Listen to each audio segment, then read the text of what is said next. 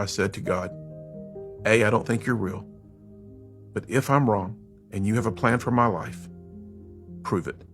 2 weeks come and go. I didn't even remember praying that prayer. There was zero faith attached to my prayer. And as I was dialing a phone, checking on a shopping center we were building in Beckley, West Virginia, off behind me to my left, I audibly heard the voice of God.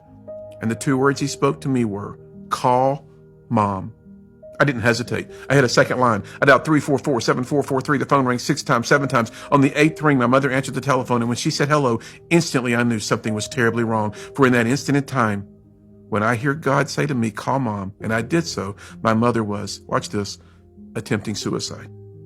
I ran out of my office, ran past Sharon, jumped into my car, drove up Interstate 75 in Chattanooga, Tennessee. I beat on the door that day. My mom was barely alive as she came down some stairs. She fell into my arms. I picked her up. I carried her to her car. I drove her to Park Ridge Hospital in Chattanooga, Tennessee. And as we drove, she looked over at me. She says, Dean, I can't be dying. And I said, Mom, hang on. You're not going to die, but you're going to have to choose to live. I get her to a hospital that day.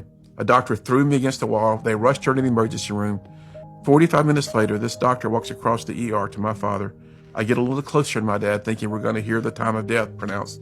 But this doctor has the most perplexed look on his face, and he said, Mr. Sykes, there's no medical reason to tell you this at all. It is a, quote, miracle of God. Your wife's fine. You can go see her. I heard that doctor say miracle of God. I looked straight up to heaven. I was like, you've got to be kidding me. You're real? I took a walk that day. I could take you to the spot in Park Ridge Hospital where I leaned against the wall and I had an encounter with Jesus.